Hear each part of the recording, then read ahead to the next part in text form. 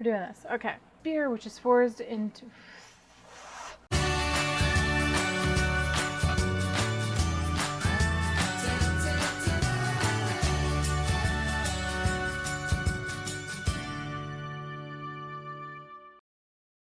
Hello there, Storytellers, and welcome to another video. This is another Tipsy Tales video. Tipsy Tales is when I am tipsy and tell you tales.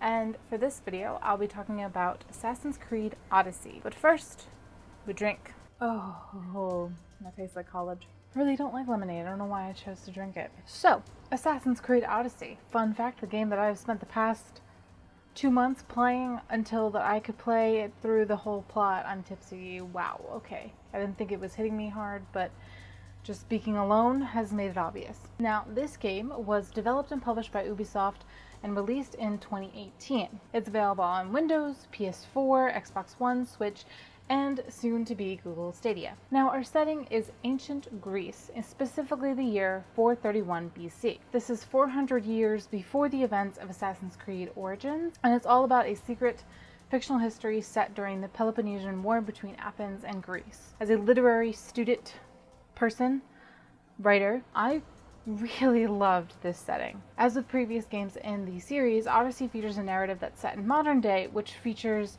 Layla Hassan, who is introduced in Assassin's Creed Origins, which is not a game that I've played yet, but I absolutely want to do it. So if you want me to do that, hit me up. This game actually features a large number of historical persons that many of us know that you can interact with throughout your storyline. There's Alcibiades, Brasidas, Hippocrates, Pericles, Pythagoras, Socrates, and it also, which is fun, includes historical and mythical Greek locations such as the Agora of Athens, Kephallonia, and Ithaca, and there are even famous creatures from Greek myths such as Medusa, the Cyclops, and the Minotaur. Players themselves control one half of a sibling pair. Your options are Cassandra or Alexios. They are mercenaries, but in the ancient Greek speak, they're misthios. They fight for both sides of the war, and their whole goal is to restore their fractured family after they, as well as their sibling, were thrown off a cliff in their youth, all because the Spartan oracle decided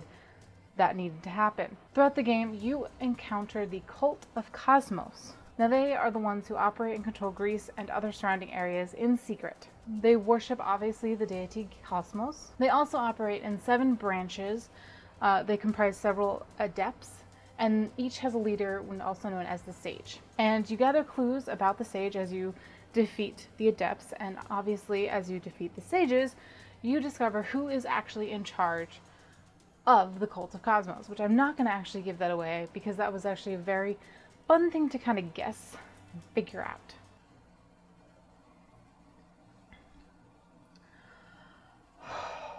Just some behind the scenes tidbit.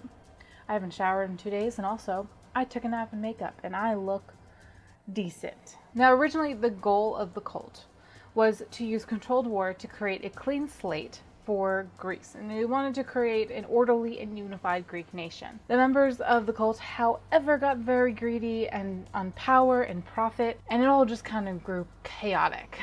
It was these individuals that enabled Deimos, who is your sibling, whichever, depending which one. It could be Cassandra, it could be Alexios, but you're titled Deimos, who is a very violent leader, FYI, but also very hot and badass. So really, either way, if you are bisexual like me, you will love this game. So this game contains dialogue options, branching quests, and multiple endings. So your player character is not only a Greek mercenary or misthios, but also a descendant of the Spartan king Leonidas I, and actually inherit his broken spear, which is forged into a blade to become a weapon that grants sort of extra abilities in combat. Now, the game uses a skill tree system that allows the player to unlock new abilities. First up is Hunter, which utilizes ranged attacks through the use of a bow and arrow. Then there's Warrior, which focuses on weapons-based combat, which is swords, spears, axes, etc. And finally, Assassin, which is my personal favorite, which focuses on stealth and silent takedowns. Also, you can kick people off cliffs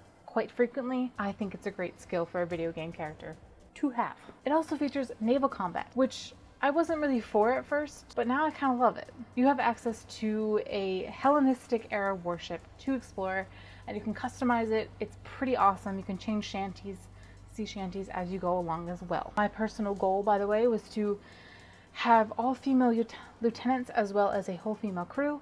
I achieved my goal. Now, the conflict between Athens and Sparta is represented through a war system, which enables players to take contracts from mercenaries and citizens and participate in different battles across the entire Greek nation. You can actually change the faction's influence over a region, and you can enter battle conquest. You can fight for the defense or the offense. Obviously, the offense, you get a lot more rewards, even though it's harder. And my personal favorite part is that the player can develop romantic relationships with non-playable characters of both genders, regardless of your own character's gender. Needless to say, I slept with every female that I could. In terms of DLC, you actually have two options so far. First up is Legacy of the First Blade.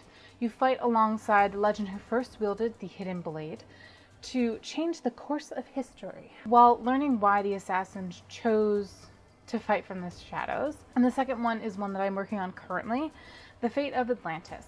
This expansion will set players against mythical creatures that I mentioned earlier, while they uncover the mysteries of the fabled sunken city of Atlantis. And so far, I feel like I've done a lot, but I'm not quite through anything really. So they're hefty DLCs. They're not just like mini quizzes. They're not just like mini quests that you go on. Think like the Witcher 3 DLC. They tend to be kind of, there's meat to that. There's not just fluff. So I could honestly go into full-on depth about the storyline of this game, but I honestly don't want to ruin it for people because also different choices affect the story itself and what ending you get. I don't normally do this, but my question is, if you've played through the game and you got to the end, was the leader of the cult who you thought it was? And if you have not played through it completely yet and haven't figured out who the leader of the cult of Cosmos is, who do you think it is? Because I actually had a discussion with my boyfriend, Chris, who's been on the channel before, who also is currently playing the game. I actually beat him, even though he started before me. And we sort of had a little mini competition going, and obviously, your girl won. And when I say there's a lot more to this game, I mean there's a lot. There's an arena where you can fight mercenaries and win a lot of resources and money. There's so many side quests and so many different plots. And I think what my favorite part about this game was that you get to take a piece of history, and even though it is very fictional in its way, it has all the people that you read about and you talk about and you write about in a game, and you get to interact with them. So that's my spiel. That's it. This has been another Tipsy Tales video. I hope that you have learned something. If this has interested you in the game, as always, you can comment below with any of your comments, questions, suggestions, as well as head on over down to the description.